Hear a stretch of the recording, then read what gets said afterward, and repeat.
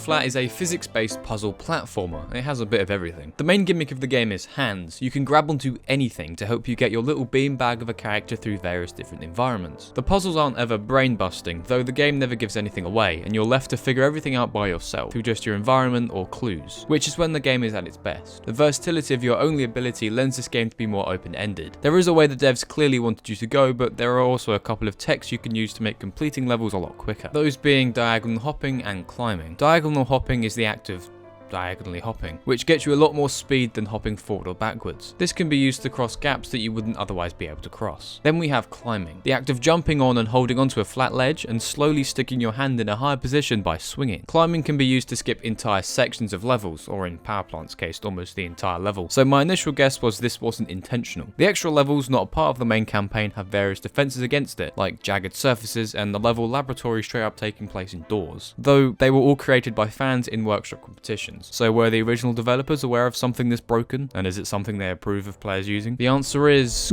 kind of. A developer stated in a reply to a Steam community post that it served a purpose of allowing players to recover when everything else fails. You are unable to solve the puzzle or find any alternative routes. Your jump was a little bit short or physics state broke, etc. So originally it was intended, but after players started only using it to beat levels on top of a physics update, it was purposefully nerfed to tell new players that this isn't how you play the game. In-game it is a fairly tedious thing to do, as it only gets you a small amount of height every time you swing. So I could see how new players would stop doing it, as they're unaware of what it's capable of, and or gather that being as though it's pretty tedious and takes a while to actually achieve anything, that they probably shouldn't be playing that way the first time around. And I did say only first time around. Towards the end of the post, the devs said, for repeat runs of the game, as well as co-op/multiplayer, this is no longer true. Players simply want to explore or mess around, and wall climb becomes a valid strategy. Ending the post with a climb cheat. Putting this in the console in-game activates climb cheats, which makes it so you can climb higher with each swing. At least that's all I've noticed it do. So ultimately, climbing was an intended strat, but only for those going through and repeat playthroughs. It's so players can explore, mess around on repeat runs.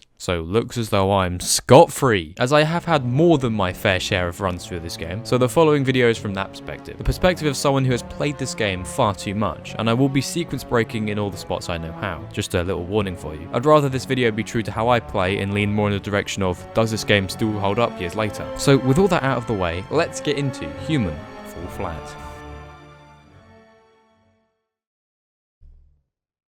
First level is Mansion, which is a tutorial area. Careful not to blink and we're done. Yeah, this is a good example of that diagonal hopping I was talking about. The only downside is you need to hit the ground just as you reach the edge, so you have to hope you're the right distance away. This is less of an exploit and more just another way to beat the level, as there is an achievement for jumping this gap. What we'll come to find in a lot of these levels is that what we initially assumed to be a cheat way of beating the levels turns out to be intentionally implemented, as many skips are achievements or are required to obtain certain achievements. It's things like this that really help to reinforce the open-ended nature of this game and how much they encourage you to find your own way of doing things.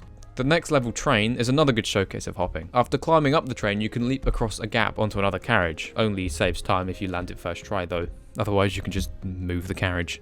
After that you're pretty much done. We're really powering through these. Level 3, Carry. Carry is pretty exploitable as well. It can be beaten within seconds. Though much like the levels before it, Carry serves as a tutorial, quickly outlining what is possible with this game, like moving boxes to hold doors open. So the fact that these levels are so exploitable is fantastic for repeat playthroughs. You can easily breeze through these levels, teaching you how to do things you've done so many times.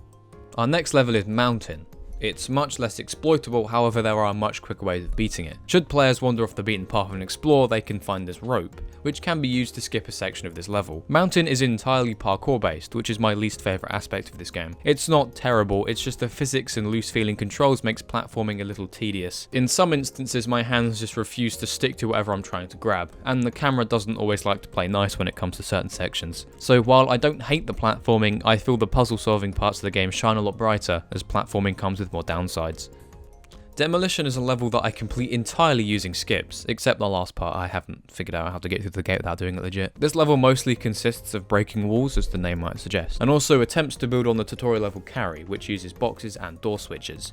But there is a way at the start of the level to completely bypass all of it, jump on some pipes, and then enter the aforementioned gate, which isn't that hard to open. Next up is Castle. Castle is when the game starts mixing up the gimmicks in prior levels and also a level that you can't just skip in one fell swoop. Our first puzzle type encounter being quite interesting. We need to use the wooden pole to pry open the iron bars so we can fit through. Truly no puzzle is off limits in this game. Even something that blends into the level can be something required to progress. This is a good example of my favourite part of the game, using nothing but your hands in the environment to complete puzzles. The way this game is set up means anything could be needed for the solution. Some inconspicuous iron bars, a random rock, an axe. Moving on, we have a catapult. Pretty cool, though I like to travel over the bridge and enter through the window. The next interesting part was this skip here. Climbing up onto the roofs of the houses and onto the castle wall leads us to another catapult, which is not only used for one of the achievements, but also to skip a large section of the level. Just goes to show that not all skips are through climbing. Taking a fine comb to each stage will reveal secret paths to take, adding to the number of ways to play each level. One windmill, wooden plank, and very precise catapult shot later, we have water. Water is a level that even though you're not using any tech, you can still easily bypass entire areas. Instead of taking the rowboat to the speedboat, an easier way of doing it would be to just move the rowboat through the gap in the rocks, leading you here. This completely skips 2/3 of the entire level, and much like Castle, this can be discovered just by replaying the level and trying out different strategies. From this point, water is pretty simple, though we do have another good use of hopping. Yeah, when replaying this level, I would often take the longer route on purpose, as it does feel a little bit like robbery when it comes to this particular skip. Driving the giant cargo boat was pretty cool the first time I discovered it, and there are some good puzzles towards the end of the level. However, for the days I'm not up to it, there's always this really big shortcut. Power plant is up next, and this is probably my least favourite of the levels. The gimmick is plugging in wires to various different things to power various different things. Plugging in the wires can get pretty annoying considering the physics and how precise you need to be. Plus the solution is laid out in front of you for most of the level, so there isn't much fun to be had here. So skipping the entire level in one go at the beginning is something I always do.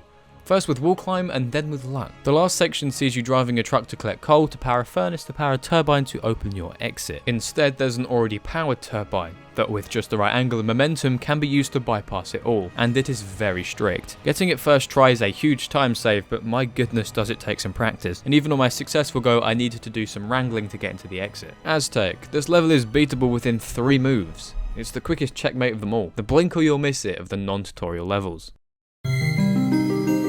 Ah yes, we reach my favourite level of the base levels, Dark. First of all, the aesthetic is amazing, though the Halloween type aesthetic is a cheap way to get me on board with something, and not the reason why I like this level so much. It's just full of your hands in the environment human fall flat goodness. You're given small hints towards the objective, like this locked door or an axe, and you need to search the areas for ways to overcome or use the things that you're given. To open the gate in front of you, you need to make a key. This is done through melting down the bell from the clock tower using a forge, powered by coal you find in a neighbouring cave. This game does a good job of nudging you in the direction through the clues it has, leading you to rarely getting confused during this level, while still leaving room for that aha moment when all the pieces fall into place and you realise what it is you have to do. The major hints are the first things to cross your path in this level, as this level does a good job of funneling you towards these things. When starting the key section, the first things you see are the forge and lock, which are the 2 main clues for this section. Making the key and unlocking the door eventually leads you here. Major puzzle encounter number 2. We have 1 power generator and 1 gondola. Exploring will yield 2 batteries that both prior clues have spaces to accommodate. The final major puzzle is probably my least favourite, but still pretty good nonetheless. You're shown 2 empty battery slots, a wire, and 1 yet to be resurrected boy. Journeying down into the cave below has the missing pieces to the puzzle. It's my least favourite because of how annoying I find this section. I've had things fall off and redoing this bit a lot gets tedious, but after Frankenstein's monster is resurrected, we come to the end of Dark. The reason I didn't use any skips was because this level is very fun to beat how it was intended, and plus there really aren't any. The level designer really wanted you to soak in the entire level. Steam is up next. The level starts by showing off the gimmicks of the puzzles you'll be encountering. They are shown off in a closed environment to allow you to get comfortable before throwing it a twist. We start with these seesaw platforms, showing you that they can be moved and can tip when weight is applied to one side. Then the knowledge is tested with this barrel section, which also highlights the use of barrels in these puzzles, after which gimmick number 2 is introduced. Pipes. Again, we have a closed environment showing that these pipes can be used to power doors and other machinery, on top of the fact that they can be moved around. And then the exam. The next section throws in the pipes, the platforms and the barrels, and beating this section is a matter of using the knowledge you just picked up from the earlier interactions. The rest of the level is just mixing these gimmicks up in unique and different situations. The skips are present, but they all make use of wall climbing, with one exception. This falls in line with the nice reward for exploring skips. Aside from that one skip, when given the option between climbing a wall and a good puzzle, I'm picking completing the puzzle. So overall, a pretty damn solid level. Ice. We have another case of an officially provided skip, skipping a very large chunk of the level. We have an explosion, an exit, and finally a snowy version of Mansion for some reason, and then credits. And that was Human Fall Flat. Well, at least that was the 14 levels included in the base campaign, as I refer to it for some reason. And yes, I went more in depth with some than others. That's because there was a lot more to talk about with some than others. Levels like Ice and Aztec take me like 2 seconds to beat, and there isn't really much interesting to talk about. But levels like Dark and Steam have some very interesting concepts at play, and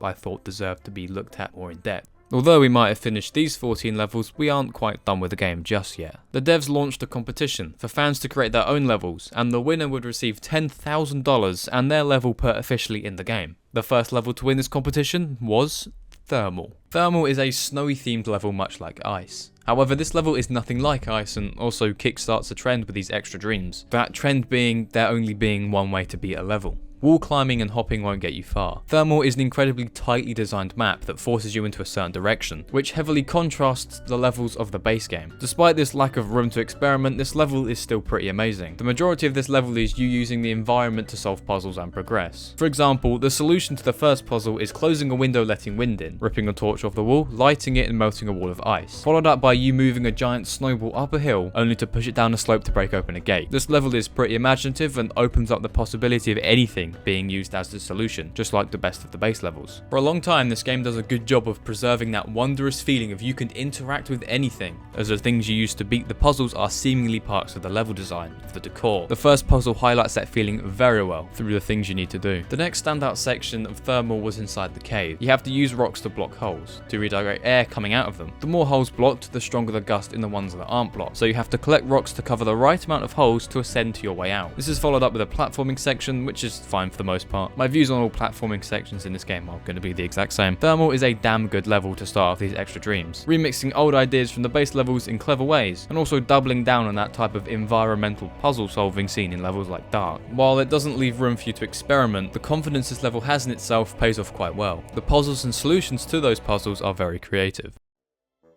Factory. I'm not the biggest fan of this level. I mean, it's fine. There are some cool ideas at play. You have to complete obstacle courses and platforming sections in order to get molds for a lever, which then opens up the next part of the level once you've made it, which is a cool idea. However, this level is 90% platforming, so see my earlier criticisms of Human Fall Flat platforming. The cog section was the most times I've encountered the refusal to grab anything, which I'm guessing is due to the shape of the platforms plus the fact that they move. Regardless of the cause, it's rather annoying. The other two subsections are fine. I've done them so many times that I could do them blindfolded, so I don't dread returning to them or anything. The second part of this level sees you first completing a memory puzzle, then sees you maneuvering over some conveyor belts. The ending section of this level is probably my favourite section of the entire level, with you figuring out how to position these platforms to allow you to activate them all. So Factory overall is fine. I'm never awfully thrilled to return to it, but I don't hate playing it either. The next level is Golf. Golf is full of guiding a ball puzzles with a few assisted golf sections, which has you standing on a button at just the right time, which are all fun as hell. Nothing that made me give a hearty,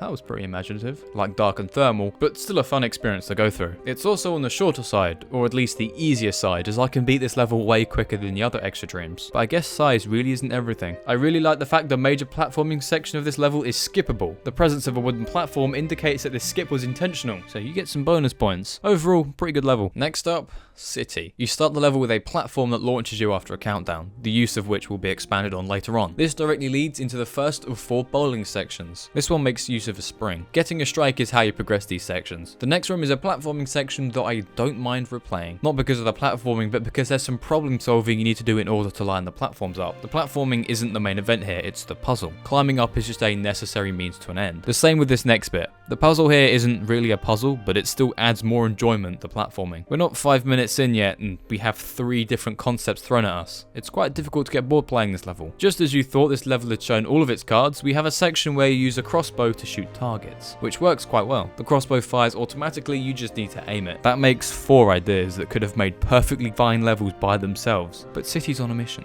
ensuring you never get bored. We have another platforming section akin to the one from earlier. You need to line up these platforms and set the right heights to progress. Following this up is basketball. This section isn't completely original, as we see a return of the platforms from earlier, but it's still an original idea that bears no similarities to the other activities in this level. Next we have a rope platforming section, more bowling, this time with a giant hammer, and a non-linear section whereby you have to break 4 lights to open the exit. You have to explore the entire level to find them. During your journey there are 2 hidden bowling sections, some hidden statue things needed for an achievement, and a weird disco room.